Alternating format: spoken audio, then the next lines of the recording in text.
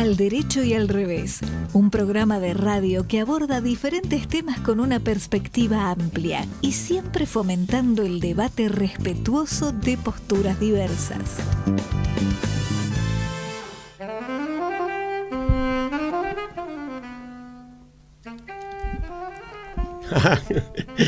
Buenas tardes, ¿qué tal? Me río porque nos falta la luz para saber que estamos al aire. Pero bueno, lo tenemos a Leo, que con eso alcanza.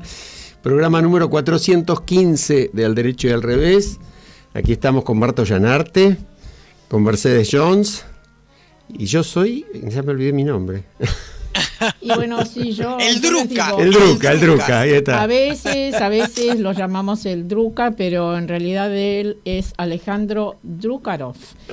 Y bueno, también podemos mencionar a nuestros corresponsales en el exterior, ¿no? ¡Epa! Sí, le mandamos un abrazo a Marcelo de Jesús y tenemos hoy una columna de Carlitos Marx, también desde Chile, sí, en este caso. Que no se pierde una de las novedades que tenemos acá en Argentina. No, está muy alerta, Charlie. Se nota que es un chico bien formado. Bien argentino, además. Como periodista, como dirigente de la sociedad civil, sí. Sin duda. Y además salió muy bien en la nueva foto que se está por colocar en el sitio de la radio con la presentación del programa. Está linda también. No es poca cosa. Leo Justi operando, Fede Politi en la producción. Nos pueden llamar al 3987-4117-4118 y nos pueden whatsappear al 1155-759133. Marcelo está agradeciendo los saludos. Bueno, un abrazo para él. Nuestro corresponsal en Washington, Marta, que lo acabas de nombrar. Sí. Tal cual. Obvio. Bueno, un tema que podríamos tratar, por decir, hablemos de algo, podrían ser las elecciones de ayer en la provincia de Buenos Aires, no sé qué, por hablar de cualquier pavada, ¿no? No sé qué les parece. Temita, sí, claro que ¿no? sí. ¿Por qué no empezamos entonces con la columna de Charlie, que se refiere ahí está, específicamente a esto? Arrancamos con Charlie. Hola, buenas tardes. Bueno, obviamente el comentario de esta columna de hoy se va a referir a las elecciones en la provincia de Buenos Aires realizadas el día de ayer. El primer comentario es más general. Un 65% de los ciudadanos habilitados en el padrón fueron a votar. Esto está por debajo del promedio histórico de la provincia de Buenos Aires, que es de un 77% más o menos. Por lo tanto, la oferta electoral claramente no movilizó ni logró romper la apatía que se suponía que iba a haber.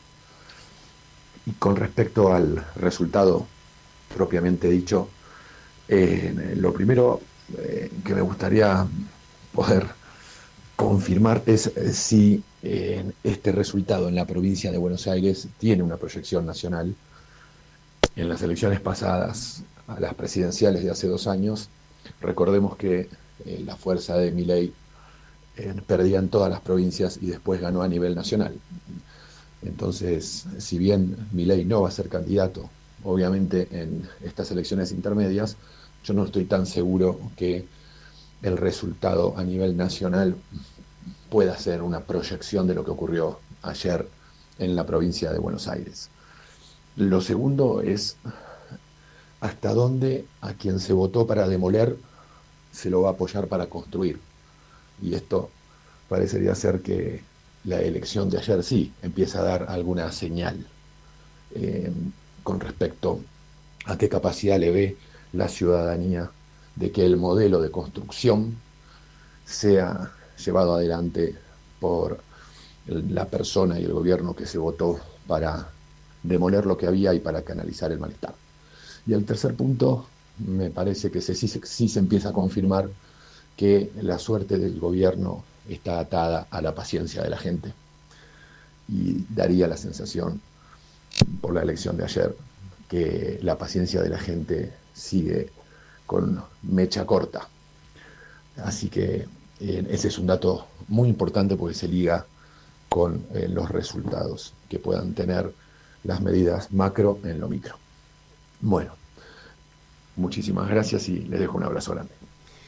Bueno, gracias Charlie, interesante como introducción. Sí. Yo me quedo con esta frase. Demoler o construir. A quien se votó para demoler, no sé si se lo va a elegir para construir. Y esto está aplicando lamentablemente a muchas de nuestras últimas elecciones. Sí, ¿no? pero me viene muy bien a mí para hacer referencia a aquellos o aquellas a quienes yo les pongo fichas porque sé que van a construir, que están construyendo. Y son los intendentes. Me parece que si hay algo que están mostrando las últimas elecciones y esta elección de la provincia de Buenos Aires especialmente, es que la democracia de proximidad nos habla de una visión de futuro que tenemos que rescatar en medio de tanto desastre a nivel nacional. Estos pequeños, entre comillas, pequeños lugares nos están marcando el camino. Y yo quiero mencionar, si me permiten... A ver si adivino, Sí. Dale, Marta, te permitimos. Dale, habla de Rojas. Hablo de vamos. Rojas, pero además porque ustedes saben que yo amo la tarea en gobiernos locales, porque de verdad no es de ahora, sino que desde hace mucho tiempo veo que allí ocurren cosas fantásticas, allí se descubren personajes realmente muy interesantes que muchas veces no tienen la trascendencia que deberían tener. Y bueno, muchos de ellos son los intendentes. En este caso, el intendente de Rojas, mi pueblo, bueno, no hace falta que lo diga, fui muy feliz los años que viví allí desde mi nacimiento y bastante más, y Rojas siempre se ha destacado por ser una sociedad pacífica, por ser una sociedad solidaria, diría yo, por ser una sociedad respetuosa de las instituciones. No por nada ha tenido los intendentes que ha tenido, pero en este caso quiero hablar de este intendente actual que se llama Román Bouvier y que con el que tuve el gusto de hablar esta tarde, pero le pedí un audio para uno de nuestros próximos programas para que pueda decirnos, más allá de Rojas, qué está pasando entre los intendentes, cómo se comunican, si tienen proyectos en común, etcétera. Bueno, además les digo que los resultados en Rojas fueron hechos 4.598 Hechos era el grupo político, votos. El espacio político del intendente, entre otros intendentes El intendente es radical, pero la fórmula fue Hechos, este grupo que hay que ponerle atención, que se generó en San Nicolás con Pasaglia, de origen peronista, fue intendente de Cambiemos y ahora armó este grupo Hechos, que yo le pongo fichas, creo que puede tener una buena proyección. Y les decía, Hechos, 4.598 votos, que son el 48,6. La Libertad Avanza, 3.900, es decir, ganó Hechos, evidentemente, y después los libertarios, 4%, votos en blanco. Miren qué interesante esto. Votos en blanco, 3.877. El 29%. Muy sí. grande. Ponen cara de asombro. ¿Saben por qué? Porque los peronistas, kirchneristas no presentaron listas. Claro. Había tanta pelea entre ellos que no pudieron presentar listas. Por eso es tan grande el voto en blanco. Claro. Por eso el voto en blanco, seguramente no todos, pero gran parte es de estos que por estar peleados no se pudieron presentar. Miren qué ejemplo, ¿no?, de las cosas insólitas que ocurren, que no deberían ocurrir. Bueno, con estos hechos, o con estos resultados, mejor dicho, Hechos se adjudica 4 bancas en el Consejo Deliberante, la Libertad Avanza 3, es importante este cambio, pero fundamentalmente yo lo miro con visión de futuro.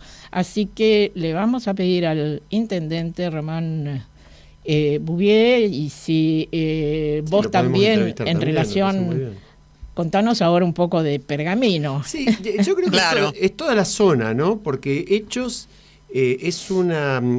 también es una buena muestra de la dispersión y de los errores políticos groseros, en particular de esta administración, en este caso, no es que los otros no los cometan, pero fue tanta la presión que ejerció la Libertad Avanza para someter a los intendentes que podían estar de acuerdo con ellos, pero desde un lugar propio, que motivó que, por ejemplo, Pasaglia San Nicolás, Martínez en Pergamino, y en este caso el intendente de Rojas, pasó algo parecido en la cuarta sección electoral en Junín, pero la alianza fue con el grupo Somos, que crearon los gobernadores de Santa Fe, Córdoba, sí, La sí. Pampa, Chubut, otra cosa interesante para ver. Ahora se agregó Corrientes. Bueno, están surgiendo respuestas que salen de la grieta, y este es el caso, ¿no? Es decir, están logrando, lo cual me parece muy importante, romper la polarización. Exacto. Y vos lo dijiste muy bien ayer cuando hablábamos, comentándonos cómo iban los resultados de las elecciones. Evidentemente dijiste, esta es una derrota autoinfligida. Totalmente. Yo en mi experiencia no recuerdo una derrota tan autoinfligida como esta, buscando enemigos por todos lados, negándose a hacer alianzas con quienes podía tener algún punto de contacto, y al mismo tiempo con esta metodología violenta, agresiva, exagerada, mesiánica y fundamentalista. Que sirvió, como diría Charles, sirvió para destruir, pero el tema ahora es ver, bueno, cómo se construye. Claro, cómo se construye. Yo la quiero escuchar a Mercedes, pero quiero pasar un muy breve resumen de datos. Votó un 62,5%, que es una cifra considerable para lo baja que venían las elecciones previas y porque es una elección parlamentaria, pero bastante menor al promedio de las parlamentarias en la provincia, que eran del orden de más de 70, eran 10 puntos más tranquilamente. Ahora, un ejemplo solo doy. La primera sección electoral suele ser la que marca el resultado de la provincia, porque está balanceado el Gran Buenos Aires rico, digamos, Vicente López, San Isidro, hasta Tigre, toda esa línea de San Fernando, con los partidos mucho más pobres que también están en esa sección. Bueno, en el año 2021, el peronismo allí sacó un 39% de los votos y Juntos por el Cambio sacó un 39,2%, pero además Experts, que iba por separado, sacó el 8%. Es decir, que todo lo que ahora fue la Libertad Avanza Pro había sacado casi un 50%, un 47%, que es lo que ahora sacó el peronismo. El peronismo aumentó 10%, la Libertad Avanza de ese total perdió exactamente lo mismo en la primera sección, que es más o menos el promedio de la provincia. Entonces yo creo que está bueno indagar un poco las razones del voto, que son múltiples, ¿no? Mercedes, opina un poquito. Sí, no, ya que ustedes cada uno asumió la representación de un territorio, yo me siento muy platense también, y me sorprendió en el discurso de Axel Kicillof la referencia a LAC, y después me puse a mirar cómo fue las elecciones, y realmente Julio Alac, que es un histórico del peronismo en La Plata, con un montón de controversias dentro del propio partido y en la oposición y demás, es como una máquina, meterse en una máquina del tiempo, y lo que me impactó profundamente fue la falta de civismo y de grandeza de un presidente que no reconoce, que reconoce la derrota, pero no felicita, al contrario. Es decir, ese tipo de cuestiones que no son formas, no son formales, hacen al contenido de una democracia. Y no hay manera de que como argentinos aprendamos esta diferencia entre adversario y enemigo. No hay manera, y yo no lo puedo creer, porque vengo hace años prestando atención a esas cuestiones que parecen detalles, y no lo son. Vos sabés que yo te creo. Gracias, hay un reconocimiento genuino. Perdí, bueno, felicito al que ganó. Sí, tal cual. Pero si no, además, ¿cómo se construye? Otra cosa, Mercedes, Mercedes hizo una referencia a la necesidad de hacer una autocrítica, Sí. pero no expresó en relación a qué. Claro, ¿no? tal cual. No, y además, acto seguido dijo, redoblo todo Sí. lo que es, por ejemplo, plan económico. Y bueno, hoy charlábamos con Marta en la previa. La experiencia de charlar un poco con la gente, de por qué voto gente común, un taxista, alguien que te atiende en un negocio. Y bueno, ahí sale lo que Guillermo Oliveto, el mayor experto en consumo de la Argentina, viene diciendo hace más de un mes. La gente llega al día 20. A partir del día 20 o se endeuda o gasta cuenta. Bueno, esa es una de las claves. Por supuesto que incide la corrupción, por supuesto que inciden los escándalos de los últimos días, por supuesto que inciden las peleas internas, pero no nos olvidemos que el peronismo cerró lista cortando la luz de donde estaban las recepciones de las listas para tener 10 minutos más para poder presentar una lista juntos, porque se estaban matando hasta el día del cierre. Y de hecho, una gran derrotada de ayer, en mi modesta opinión, se llama Cristina Fernández de Kirchner. Sí, tal sin cual. ninguna duda. Y sin dudas, el gran triunfador es Axel Kicillof, que Exacto. ahora, por supuesto, sus pretensiones van a ser para ocupar el cargo de presidente de la Nación. Sí, pero- veremos qué sí. pasa en los meses próximos, en el año próximo.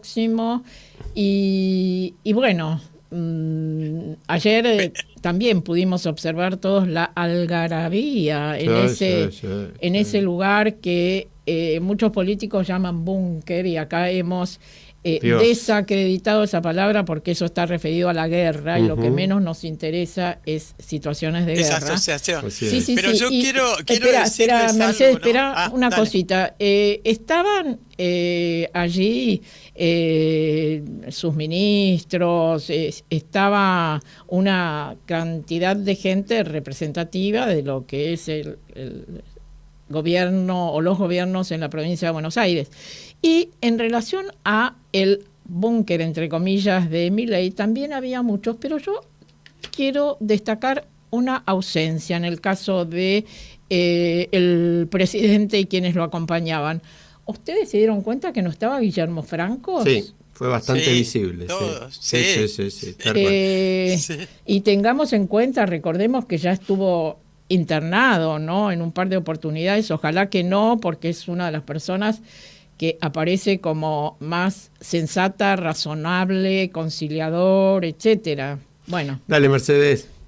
Sí, para mí fue muy significativo, no los búnkers, el balcón, el bailecito en el balcón, y fue hay que reconocer la genialidad política cuando la gente la tiene.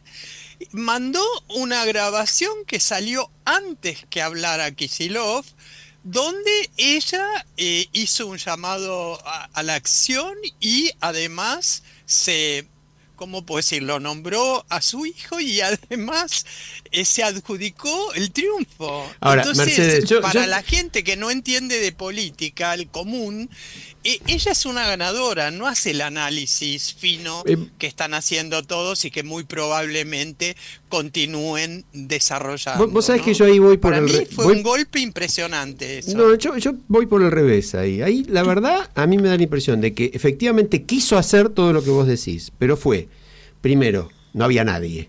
Es decir, ya a la casa de Cristina y a San José 1111 no existe, no va nadie. Segundo... No, estoy diciendo antes en el búnker, antes va en el búnker, no, ya No, al aire libre. ahí ¿no? pasaron el mensaje, sí, pasaron el mensaje, sí. pero después de eso, la gente gritaba Kicillof conducción. Entonces, para mí, realmente hay una página que se da vuelta además, porque Cristina ha perdido muchas elecciones y Cristina va a tener más condenas judiciales también. Pero bueno, es un tema para discutir a lo largo. Yo les quería compartir una cosa muy breve que escribí hoy, después de escuchar una cantidad y de leer una cantidad de análisis y de opiniones sobre las elecciones, ¿no? Porque me lo decía a mí mismo. Decía, una vez más, compruebo que ningún ser humano puede prescindir de su sesgo, de sus deseos y de sus emociones. Cuesta mucho intentar apartarse de eso para hacer un análisis mínimamente objetivo. Lo que nos parece horrible en quien nos desagrada, molesta, genera bronca o hasta odio, lo perdonamos en quien nos gusta o al menos pensamos que le puede ganar a aquel otro. Eso comprende incluso posturas respecto de cuestiones que cuando las logramos tratar con algo de frialdad y equilibrio, las consideramos esenciales, valores profundos, como enfrentar a la corrupción, rechazar la descalificación brutal del que piensa distinto, el desprecio por la democracia como sistema, etc. Y digo, una de las claves de las sociedades más avanzadas del planeta, las de mejor calidad de vida, el mayor desarrollo, no solo económico, sino social, es justamente el equilibrio, la conversación, el respeto, los consensos sobre cuestiones básicas y las políticas de Estado sostenidas en el tiempo. Obviamente eso es imposible de lograr en un país donde el que no piensa como uno es un enemigo al que hay que destruir. Bueno, seguía un poquito más, pero me parece que esa es mi reflexión hoy. Y en cierto sentido diría, tomo el derecho, cuando lo escuchaba a Kicillof, que por supuesto tenía sentimientos encontrados, a mí me pareció bárbaro que al gobierno le hayan dicho, pará, así no, porque creo que hacía falta. Y por el otro lado decía, ¿hacia dónde va el así no? Como dice Charlie, y digo, no, para un cachito. Pero escuché un discurso mucho más moderado que el que podía escuchar. Un discurso, exactamente, sí. ¿no? Más abierto. Y en el caso del propio Milei, no sé qué habrá tomado antes de hablar, pero también escuché un discurso bastante más moderado. Me parece que tienen ambos una buena oportunidad para mostrarle a la sociedad argentina que se puede trabajar basados en consensos, que se pueden hacer cosas en común. Y yo creo que otra cosa a tener en cuenta hacia el futuro es lo que está ocurriendo con algunos gobernadores, así como hablábamos de los intendentes, algunos gobernadores. También allí hay cosas que para el futuro... Hubo declaraciones ayer, declaraciones coincidentes de lo que se viene a llamar o liga o grupo de gobernadores que son representativos, por ejemplo, de la segunda y tercera provincia de la Argentina. No es chiste Córdoba y Santa Fe juntos, ¿no? Así que bueno, y lo que vos decías, Marta, estos sectores más moderados, más abiertos, más de conversar, de dialogar, como los que en la segunda y en la cuarta sección electoral de la provincia. También hubo muy buenas elecciones de Somos en la sexta y en la séptima, que es importante anotarlo. Bueno, yo creo que eso puede gestar un punto de partida para una coincidencia mayor, ¿no? Y en relación a los gobernadores que conformaron la Alianza Provincias Unidas y usaron sus redes sociales para emitir mensajes, el espíritu de los mensajes siempre fue el mismo: destacar que el gobierno debe escuchar el llamado de atención de la sociedad. Exacto. Sí. Pero no parecería que el gobierno esté dispuesto a hacerlo, ¿no? Y creo que vos fuiste, Alejandro, el que inicialmente planteó como una de las causas de esta estrepitosa derrota el hecho de no haber establecido, no haber querido, o sea, no fue estratégico, intencional, no haber querido tejer alianzas. Así es. No pareciera que va a modificar esa estrategia. Y ¿no? Yo agregaría más, Mercedes, creo también que ojalá, yo quisiera que el porcentaje de incidencia fuera mayor de lo que voy a decir, pero creo que el repudio a la corrupción y creo que el repudio al maltrato a los más vulnerables, el ataque a los discapacitados, la quita de presupuesto al Garrahan, el ataque a las universidades, yo creo que todo eso sumó sus puntitos, ¿no? Claro que sí. Lo que pasa es que al final, sobre todo, eso cuesta entenderlo, pero creo que hay que estar siempre alerta, la forma de vivir de cualquiera de nosotros o incluso de nuestros oyentes no es la misma que la del casi 40% que está por debajo de la línea de pobreza, ¿no? Entonces, ahí en las decisiones me parece que priman otro tipo de razonamientos. Ahí planteaste algo respecto de al final, ¿no? Sí, tal cual. Estamos esperando a nuestro invitado que me acaba de mandar un mensaje que ya está llegando. Un lujo. No digas quién es todavía, no digas quién es. Para aquellos que no vieron el flyer. Vos siempre me planteás, sorpresa. Claro, el suspenso está bien, ella escribe suspenso, vamos. Bueno, no, decilo porque la verdad que se preparen porque... yo leía estos días antecedentes de esta persona, su grandísima obra, su coraje, su vocación, compromiso, ¿no? su vocación. Es maravilloso. Tal cual, maravilloso. tal cual. Bueno, habíamos dicho, lo estamos esperando a Mariano Martínez, que es doctor en ciencias biológicas, es uno de los científicos que participó de la reciente expedición del CONICET al fondo del mar, ¿no?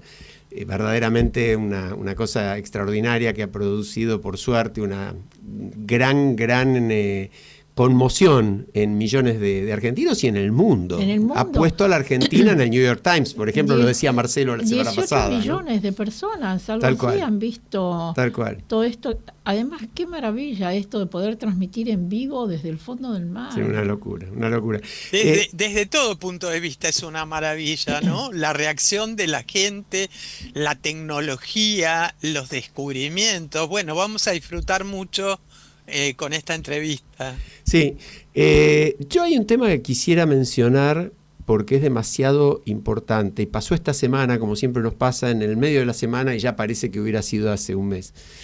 La semana pasada el gobierno pidió una medida concretamente de censura previa, es decir, de prohibición de que se publique información antes de que se la publique. Eso está expresamente prohibido en la Constitución Nacional. Hay un histórico acontecimiento que algunos de nuestros oyentes por edad recordarán y otros no, pero pueden googlear y buscar Tato Bores, la jueza Burubudú Budía, y van a disfrutar de un espectáculo magnífico. Hace muchos años el gran Tato Bores iba a hablar del famoso caso de las valijas de Amir Ayoma y la que tenía el caso era Servini de Cubría, que estaba acusada seriamente, estaba sospechada seriamente de actuar muy mal en esa causa y bueno, así fue. La jueza no tuvo mejor idea que pedir la censura previa del programa de Tato. Entonces se juntaron con Tato. Uno cuando lo ve se emociona, ya mismo, ¿vos te pasó? Hay que buscarlo, búsquenlo en internet, en YouTube, la jueza Burubudú Budía. Tal cual. Que seguía, la jueza Burubudú Budía es lo más grande que hay. Es lo más grande que hay porque no podían nombrar a Servini de Cubría, entonces decían Burubudú Budía. Lo notable es quiénes estaban. No faltaba nadie. Estaban todos los periodistas. Estaban, por ejemplo, Mariano Grondona y Bernardo Neustadt. Al lado de periodistas claramente de izquierda. Figuras, como dice Mercedes, del arte, de la intelectualidad, de la cultura en general. Y realmente era una respuesta maravillosa. Bueno, yo creo que esta semana, lamentablemente, la grieta y la situación preelectoral y todo impidió una respuesta parecida que debió haber dado la sociedad. Sí. Porque la censura previa, después cada uno responderá por lo que publica. Esto es lo que tantas veces hablamos, ¿no? Hay cosas que pasan que nos interpelan como sociedad y no estamos sabiendo reaccionar. Ojalá aprendamos, y yo quiero escuchar a partir de ahora a nuestro invitado que ya llegó. Sí, tal cual. Y estábamos haciendo una pequeña, estirando un poquito esta primera mitad, no solo para recibirlo, sino porque siempre cuando vamos a la pausa musical tiene algo que ver con el invitado, ¿no? Y en este caso elegimos este tema maravilloso cantado por Mercedes Sosa y Gustavo Cerati, Zona de Promesas. Ya volvemos. Y espacio para las diferencias. Una invitación a pensar con libertad y escuchando opiniones diversas. Al derecho y al revés. Tu programa de radio.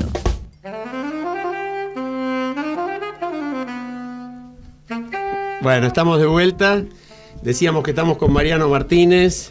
Mariano es licenciado y doctor en Ciencias Biológicas, es investigador adjunto de CONICET desde el 2016, trabaja en el Museo Argentino de Ciencias Naturales, es miembro de la histórica misión científica CONICET al Cañón Mar del Plata y vamos a tener el placer de conversar con él sobre eso. ¿Qué tal, Mariano? ¿Cómo te va? Buenas tardes, ¿cómo va? Bueno, muchísimas gracias por venir. La verdad yo estoy maravillada de que puedan hacerse estas cosas y estoy maravillada y contenta por la reacción de la gente, todos los espectadores que han tenido y van a seguir teniendo porque esto se puede seguir viendo.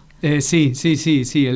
Ahora en este momento el barco está en un segundo tramo en Uruguay y vuelve y va a ser una campaña bastante larga en el sur del país.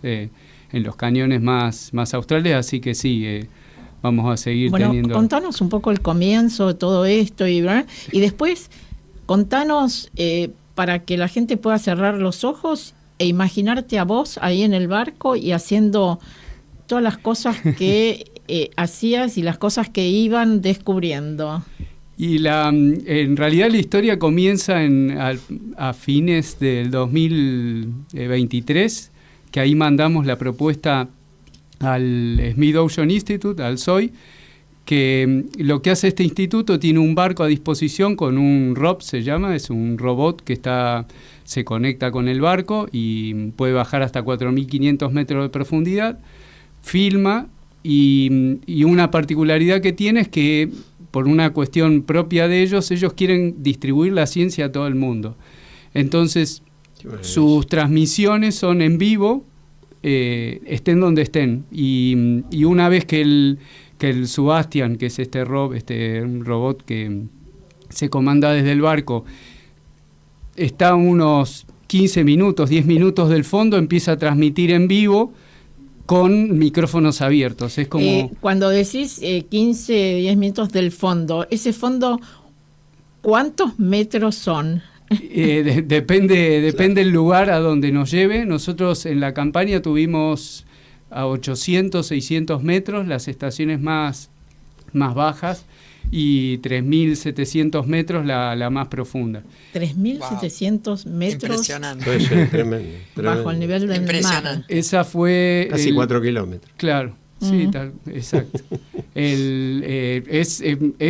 Desde arriba del agua no se ve esa profundidad, pero cuando ves que el ROV baja y no ves el fondo hasta 2-3 horas después, te das una idea de la inmensidad. Y otra de las particularidades era esa, que había algunas regiones que por ahí, por lo extenso de esa planicie abisal, de esa zona tan profunda, no tomabas referencia de que eso estaba muy abajo. Recién cuando llegabas a alguna pared o a un acantilado, ahí empezaba a trepar sobre ese acantilado el robot, ahí empezabas a ver que la pared no terminaba y por ahí habías ascendido 1.000 metros y seguía habiendo una pared empinada. Mariano, yo te voy a llevar algo un poco más frío, después volvemos a la emoción, Dale, ¿no? Sí. Pero bueno, no digo porque hay un enorme interés de la sociedad, pero yo quiero llevarlo a lo útil también, a lo práctico. Sí. Ustedes descubrieron 40 nuevas especies marinas y una diversidad inesperada en corales de aguas frías. Es decir, hicieron avances científicos sumamente significativos. Pero eso desde el punto de vista del valor para la sociedad argentina y para la humanidad. Explícale un poco más a la gente qué significa eso, por qué es tan importante, además de la emoción que nos produce, Claro, sí, del espíritu aventurero, de esta gloria del ser humano haciendo cosas maravillosas, ¿para qué nos sirve? Una de las respuestas más cortas, digamos, a esa pregunta, porque hay muchas y por ahí nos extenderíamos mucho más tiempo, es que conocer la biodiversidad, o sea, conocer qué especies hay en determinadas regiones, nos permite saber si vos vas a manejar esa zona, cómo manejarla y de qué manera, en dónde hay más vida, en dónde hay menos vida, en qué lugares hay qué especies. Y un punto particular, justamente lo decías, y diste en el clavo. Los corales, por ejemplo, son organismos que están en lo que se conoce como el CITES, o sea, tienen una regulación muy particular en el mundo. De hecho, si por ejemplo yo me voy al Caribe, agarro un coral, si me lo encuentran en aduana me pueden detener y me requisan ese coral, no lo puedo subir al avión porque es patrimonio del país en donde saqué ese coral. Entonces ese coral, así como lo saqué, tiene que volver al agua. Y así con todos los corales del mundo. Entonces en lugares en donde hay corales de agua fría, que ya de por sí, imagínate que por la profundidad y todo son muchísimo más frágiles y sensibles que los que están más someros, que los que están en el Caribe, por ejemplo, también tienen esa misma regulación, con lo cual saber dónde están te hace que las acciones a seguir en esas áreas sean con controles mucho más estrictos que si no hubiera corales. Y eso tiene que ver, por ejemplo, con explotación, tiene que ver con... Sí, cualquier tipo de actividad. Ya en Argentina no estoy seguro si lo que es minería offshore se aplica, pero en otros países ya hay toda una rama del estudio de la biodiversidad asociada a ambientes que se explotan con minerales que hay en determinadas zonas. Enorme riqueza que se puede explotar en algún momento, respetando, por supuesto, todo lo que tenga que ver con un desarrollo sustentable, pero ahí hay una enorme riqueza. Además de algo que vos mencionabas, el enorme impacto cultural, social. Sí. Los chicos, me maravillaba saber que hay muchos chicos que han estado mirando esto en vez de mirar otras pavadas que suelen mirar en las pantallas, han estado mirando esto y muchos se han comunicado con ustedes diciendo que quieren ser biólogos marinos. Sí, eso a nosotros nos es no lo puedo describir con palabras, pero es una mucha emoción, porque en realidad no solo era eso, sino además algunos especialistas, algunos chicos que querían otras especialidades incluso más raras, o la gente del ROV, qué tengo que hacer para poder manejar un ROV, qué carrera tengo que seguir, o ingeniero electrónico para todas las operatorias de las cámaras. Era un abanico de ramas incluso más raras que la de biología marina, que ya es bastante particular. Pero... Mercedes. Sí, que una de las cosas que a mí más me sorprendió de los comentarios que iban haciendo en el momento las personas, tenía que ver inclusive por el entusiasmo y la valoración de lo que hacían los propios científicos, como que la transmisión de amar lo que uno hace era tan evidente que la gente se vio conmovida, no solo la gente joven como una incipiente vocación, ¿no? Sino también las personas adultas en la valoración de la ciencia y de las personas científicas. Eso fue muy fuerte. No sé si ustedes lo percibieron así también. Yo quiero decir algo, porque este es un programa de radio que se ve. Quiero que la gente vea, mire la cara de felicidad que tiene nuestro invitado. No es habitual en las épocas que corren. Gracias por esa cara de felicidad. Es que sí, es lo que nos emociona. En realidad no lo teníamos planeado, era la idea era darle difusión a lo que íbamos a hacer, pero después fue todo sin filtro. Fuimos nosotros durante 20 y pico de días, sin filtro, y de hecho parte de los miedos que nosotros teníamos es justamente eso, ser tan sin filtro que qué problemas nos podía llegar a causar, o cuántos se iban a enganchar del otro lado, y por el contrario, y en realidad una de las cosas que más me llena de admiración es que el público leyó que los animales que estábamos viendo y el fondo era argentino, era nuestro, entonces, claro. Y sabían que esa oportunidad era bastante única, porque de hecho el barco tiene 3 misiones en Argentina y después continúa su viaje a Brasil y no volvemos a ver esos fondos. Entonces, que todos hayan leído en el país que eso era bastante único e irrepetible, es algo que me conmueve un montón. Bueno, 18 millones de visualizaciones, sí, ¿no? Sí, no. Si a vos te decían antes de salir que ibas a tener 1 millón, firmabas con la pedías mano apretada, digamos. Consigue eso. Una locura. Y, una pregunta, ustedes eran 25. Sí, 25. ¿Y cuántos varones, cuántas mujeres? Más o menos repartidos éramos. No tengo la cuenta exacta, pero debíamos... más o menos. Sí, más o menos la mitad de hombres y mujeres. Sí, porque ahí es un grupo bastante... la biología es bastante curioso, pero tiene más mujeres que hombres la carrera. Obviamente, como ocurre, que no sé si alguna vez lo han discutido acá, pero sí es cierto que muchas carreras, por ahí en la medida que uno va avanzando, se va volviendo que hay más hombres que mujeres. Pero bueno, con el tiempo eso ha cambiado un poco y hay un equilibrio bastante balanceado. Por lo menos en nuestro grupo tenemos... Contanos, Mariano, ¿qué sentiste? Pregunta obvia, cuando viste al pepino. ¿Cómo fue? Contale un poco a la audiencia, para alguno puede ser que no haya visto alguno de los videos. Que no son los pepinos que comemos en ensalada. No, tal cual. Porque además es un tema tuyo. Esto es muy divertido escuchando, nosotros preparando el programa obviamente escuchamos una cantidad de entrevistas y colegas tuyos que cuentan cómo se distribuían la cosa. No, esto es de Mariano, esto es de fulano, esto es del otro, ¿no? Y pasaba como el relato, era un relato en vivo muy fuerte. Sí, porque era como, no es guionado, o sea, el robot baja y te va mostrando lo que tiene el fondo, y cada organismo que aparecía había que rápidamente tratar de determinar quién era el que más podía saber sobre ese organismo y si había que recolectarlo o no. Además, vos decís organismos, pero esos organismos, uno ve en el video, tienen unas formas muy bellas. Sí. Muy bellas. Sí, la profundidad es un lugar bastante peculiar, por la presión, la temperatura, la falta de luz. Hay muchas particularidades de esa zona que hace que los organismos sean muy especiales, ¿no?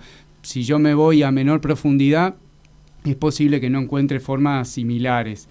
Y de hecho los pepinos justamente tienen, hay varias formas que si ven los videos nuevamente, hay 2 o 3 formas que son únicas. Es todo un grupo que solamente vive a más de 200 metros. El que yo estudié en 2014 es uno que se llama Bentoides violeta, que le puse así por la coloración violeta, que en ese momento ni se me ocurrió por la cabeza que era igual que una batata claro. De las que comemos, y lo que yo sabía que iba a aparecer en determinadas profundidades, pero se hizo esperar, porque la realidad es que no apareció en las primeras que yo hubiera imaginado que iba a aparecer, y justo estaba en la sala del rock cuando... La sala del ROV en realidad era la zona donde más cámaras había y en donde estaba la gente que manejaba el robot finalmente. En esa sala había que tratar de mantener cierta calma porque esa gente está en una situación no de estrés, pero sí de tensión porque están manejando. Y eso, lo complicado de esa sala es que tiene 4 micrófonos que están abiertos todo el tiempo. Entonces, cuando entras a esa sala tenés que ir con mucha precaución porque lo que digas se va a salir al aire. Escucha y lo escuchan del otro lado las X cantidad de personas que estén conectadas. Ahora que estamos con el tema de los audios y las escuchas ilegales, ojo. Por eso. Ojo. Y ahí no hay filtro, no hay nada. Y bueno... Para que quiero escuchar. Sí. Que justamente, yo justo estaba en la zona, en esa sala, había 2 personas de los nuestros que eran los que comandaban con los del rock. Y uno, yo justo era el que le estaba dando instrucciones en ese momento al del rock. Así que cuando mi compañero vio que yo estaba viendo, me vio la cara y me empezó a filmar mientras iban recolectando de ese organismo. La verdad que sí, que fue muy ¿Y cómo es el tema de la luz? ¿Con qué se ilumina? ¿El ROV va iluminado? ¿Cómo es? Sí, tiene 2 focos muy grandes con muchísima luz que van iluminando. Tienen depende la cantidad de partículas que haya en el agua, tiene más o menos distancia, pero es como las luces altas de un auto, más o menos, para que se den una idea. Y el tema, ¿cómo distribuían los horarios de trabajo? Porque ahí no hay día, no hay noche, no hay... Entonces, ¿cómo se organizaban? Sí, eso era bastante complejo. Tratábamos de cubrir 12 horas, un grupo, 12 horas otro grupo, y nos separábamos a las 6 y media, hacíamos el enroque de la tarde y de la mañana. Justo a mí me tocó el turno de la noche, así que tuve un par de días hasta que me aclimaté al turno nocturno, pero ya después era toda una sinergia propia del grupo, ya sabías con quién tenías que hablar, con quién te podía ayudar en determinadas cosas, y además eso era muy interesante porque el barco también tenía esa dinámica. Ellos cambiaban a las 6. Así que más o menos el grupo de la noche tenía su tripulación de la noche y el de la mañana su tripulación. Y había mucha cofradía entre los de la noche y saña, pica. Cuando hablas de la tripulación, es decir, los responsables de manejar, ¿cuántos eran? Ellos eran 25, igual que nosotros, un poquito más, 30. 25 el barco, ustedes, el equipo de biólogos, y 25 la tripulación. Sí, por ahí 30, creo que eran 30 ellos. Sí, son pocos, es un barco que es grande, pero se maneja, está bastante automatizado y se maneja bastante. ¿Mercedes? Sí, ¿cuáles son los planes ahora? Porque está todo el mundo integrado, digamos, ¿cómo sigue? Uno, como dice Alejandro, estuvo mirando que ya están preparando material para los colegios, para la difusión, que están haciendo una tarea maravillosa, pero desde el punto de vista científico los análisis son lentos, ¿no? Y la clasificaciones, me imagino que llevará eso mucho tiempo, pero en rasgos generales, ¿cuáles son los planes? ¿Cómo se siguen los próximos pasos? Y nosotros, el grupo nuestro, hay algunos que se van a subir a las siguientes campañas, así que los plazos, la actividad inmediata es volver otra vez al buque, que en diciembre tiene una campaña también bentónica y van a volver a subirse. Y los que nos quedamos en tierra es empezar con los trabajos. En realidad esto es lo que nosotros en algún punto tenemos que hacer es publicar, es nuestra principal misión. Entonces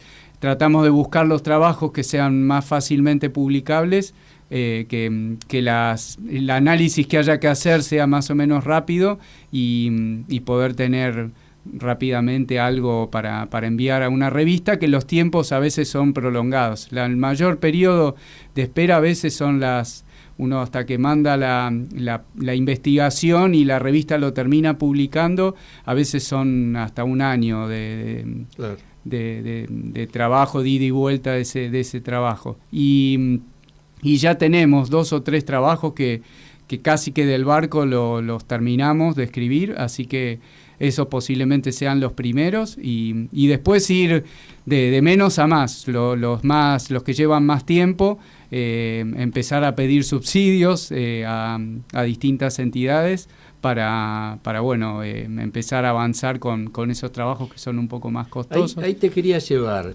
Estamos en un contexto de fuerte restricción presupuestaria, ¿no? En particular, este gobierno sin ninguna duda ha restringido aún más el presupuesto de ciencia y tecnología, pero es un fenómeno también global, ¿no? Se está dando fuertemente en Estados Unidos, por ejemplo. En tu opinión, ¿cómo los afectan las restricciones y sobre todo, cuál tiene que ser para vos el rol del Estado en este campo de investigación y de avance científico? Sí, las restricciones, sí, en realidad es siempre un tema complejo, a veces buscar cuán promocionable puede ser el trabajo de uno y cuán tentador para la gente que lo financia. Es una problemática, sí, a nivel internacional, ya sea en Europa por sus guerras, en Estados Unidos por algunas restricciones que tienen, y a nivel nacional yo creo que sí, que en algún punto, si vos tenés unos fondos destinados a investigación que son nacionales, te separás de la demanda internacional de determinados estudios. Por ejemplo, que es algo bastante sencillo, si Argentina decide qué es lo que va a investigar, decide a qué le va a dar plata y a qué no, y entonces puede guiar un poco qué investigaciones se hacen. Pero si yo tengo que salir a conseguir fondos afuera, mi investigación la va a guiar otro país. El que pone la plata. El que pone la plata, entonces... Es decir, que todo este trabajo previo, porque obviamente para llegar al barco ustedes... Bueno, vos el pepino lo tenías visto de 2014, digamos. ¿Cómo se financia todo eso? ¿Con los ingresos del CONICET? ¿Con búsqueda de aportes aparte porque eso no alcanza para nada? Contale un poco a la gente cómo se financia. Es todo. En las campañas previas nosotros teníamos el barco era del CONICET, ya hoy en día está está obsoleto. Y hay otro barco que tiene posibilidad de hacer este tipo de maniobras, tiene algunos arreglos que hay que hacerle, pero en principio funcionaría, y eso siempre CONICET lo manejó, que es de CONICET, y lo opera la Armada. Que ese barco lo podíamos usar. Lo único que había que hacer era presentar una propuesta, que la aprobaran y conseguir los días de barco, que hoy en día son complejos, porque lo más costoso es el combustible para mover el buque. En ese momento eran varias entidades, había una parte de agencia, otra parte de CONICET, que financiaban y nos permitían hacer las investigaciones. Y algún otro dinero que venía de fondos internacionales, de algunas propuestas muy chiquitas, partidas que uno conseguía para propuestas personales, pero que las podía poner para las campañas. Hoy en día estamos bastante complicados porque Agencia, que es la principal entidad que nos provee los fondos para investigación, que para que se den una idea, yo creo que no sé si el 70%, 80% de la investigación en Argentina viene de Agencia. Es la que tiene los fondos más jugosos siempre, y se abrió un concurso hace 3 años atrás o 2 años atrás y todavía no lo cerraron, o lo cerraron, y está como que sabemos que eso va a terminar en que nadie va a tener la plata, porque de hecho los fondos que tenemos, los subsidios, yo tengo un subsidio, de hecho, que no me han... Hay una... la finalización del proyecto todavía no la tengo y no me han adjudicado el dinero todavía. Y bueno, y está todo ahí medio parado. ¿Y la tentación de irse afuera para seguir la investigación? ¿Cómo funciona? Eso depende a quién le preguntes, posiblemente. Yo siempre fui bastante estoico de querer defender las investigaciones en el país y conocer la biodiversidad acá, pero bueno, hay algunos que en determinado momento de la vida, a mí me toca justo en carrera de investigador, yo tengo un puesto permanente, pero hay algunas de las chicas y chicos que están con nosotros que están en un periodo de transición que ya se quedan sin su beca postdoctoral o sin su doctorado y no consiguen el siguiente salto, y entonces tienen que salir a buscar una beca afuera. Una última preguntita. Sí. El impacto educativo de esto, es decir, ustedes esto lo van a hacer llegar a las escuelas, ya tienen algún tipo de programa, escuelas de qué tipo, para qué edades es esto que ustedes han hecho, y a quiénes se les puede contar esto para que sigan aprendiendo. Sí, bueno, ahí tenemos, estamos todavía tratando de ver cuál es el mejor camino.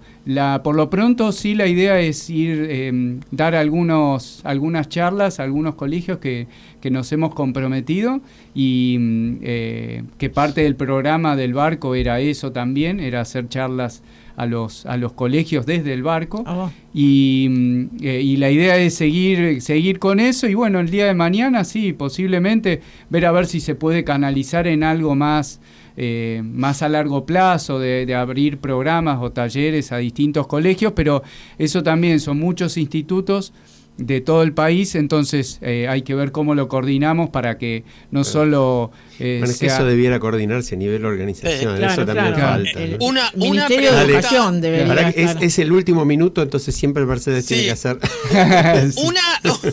una pregunta que tendría que ser una sola frase, que la conteste, pero entendí que se encontraron con sorpresa respecto de la contaminación de las profundidades marinas. Entonces, una frase de cómo pensás que se puede mitigar, si es así, ¿no? El impacto de los microplásticos y otros residuos. Un programa, no claro. una frase, ¿no? Sí, no quiero ser tan... ojalá que... Lo que vimos es que está bastante bien el fondo, a diferencia de otros lugares. Qué bueno. Pero bueno, es posible que porque estemos alejados de la costa. Pero, Mariano Martínez... Sí. Te agradecemos muchísimo tu participación, te agradecemos en nombre, porque creo que es así, de todos los argentinos y de todas las personas interesadas en que el mundo sea un poco mejor, porque a eso han contribuido ustedes, y te agradecemos el estoicismo, aunque eso lo lamentamos mucho también, ¿no? Que te haya que ser estoico para ser científico en la Argentina es muy doloroso. Y le agradecemos la sonrisa. Y la sonrisa y la onda. Gracias por la invitación. Bueno, nos estamos yendo, nos vamos con el Nano Serrat como siempre. Hasta la semana que viene.